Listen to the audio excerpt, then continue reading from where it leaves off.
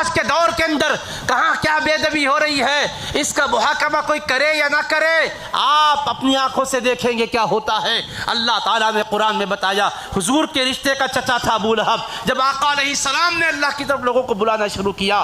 صفا پہاڑی پر کھڑے ہو کر اللہ کی طرف دعوت دی، میں باقی کی تفصیل میں نہیں لے جانا چاہتا ہوں، چچا کہنے لگا تبا لک سائر الیوم لہذا جمعتنا، اے محمد صلی اللہ علیہ وسلم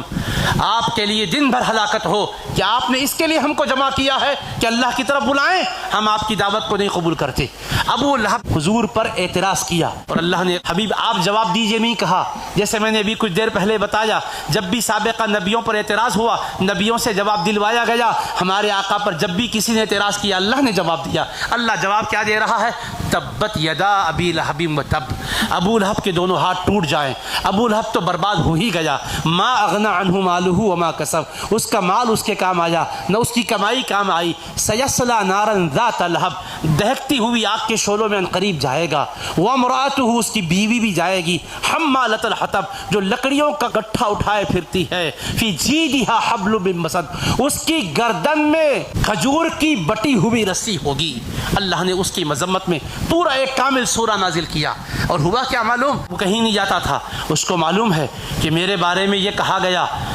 کہ میرے ہاتھ ٹوٹ جائیں اور میں برباد ہو گیا، یقیناً میں برباد ہو جاؤں گا، حضور کی بات غلط نہیں ہو سکتی، شہر کے باہر جانے سے ڈرتا تھا۔ جب بدر کے لیے اس کے لوگ جا رہے تھے تو اس نے کہا کہ نہیں میں نہیں آؤں گا، مجھے ڈر لگ رہا ہے کہیں ایسا نہ ہو کہ کوئی نقصان پہنچے، الغرض ہیلے بہانے کر کے رک گیا، مگر اللہ کا قہر جب اس پر برسا تو کیا برسا؟ مصطفیٰ کے گستاخ کو آج گستاخی کرتے ہی صبح میں عذاب آنا ضروری نہیں ہے، اس نے گستاخی کی، اللہ نے فوراً عذاب نہیں دیا، مکے میں 13 سال اس کو موقع دیا، پھر مدینے میں مصطفیٰ آ کر 2 سال گزر گئے، 13 اور 2 کتنے سال؟ 15 سال۔ آیت نازل ہونے کے بعد اللہ نے فوراً قہر نہیں برسایا، ذرا دنیا کو بتایا ابھی اس کا تم دمکنا دیکھ رہے ہو، اس کا تم اترانا دیکھ رہے ہو، میرے قہر میں جب آئے گا نا وہ منظر بھی تمہیں دکھاؤں گا۔ اب ابو لہب کی گستاخی کی وجہ سے قرآن اس کی مذمت میں آیا، سب کو معلوم ہے کہ انجام تو کچھ نہ کچھ برا ضرور ہوگا۔ رفتہ رفتہ وہ بیمار ہوا، اس کے جسم پر ایک زہریلا چھالا نکلا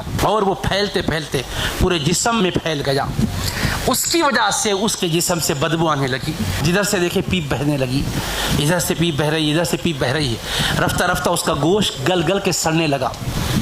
جب یہ حالت ہو گئی تو اس کے بیٹوں نے کہا یہ متعدی بیماری ہے، کہیں ہمارے وجود کو لگ کر ہمیں تباہ نہ کر دے، اس کو گھر کے باہر لے جا کے پھینک دیا۔ بیٹوں نے قرآن کیا کہا؟ ما اغنى عنہ مالہ وما کسب، میرے مصطفیٰ جو آپ کا گستاخ ہے، مال کی بنیاد پر گستاخی کر رہا ہے،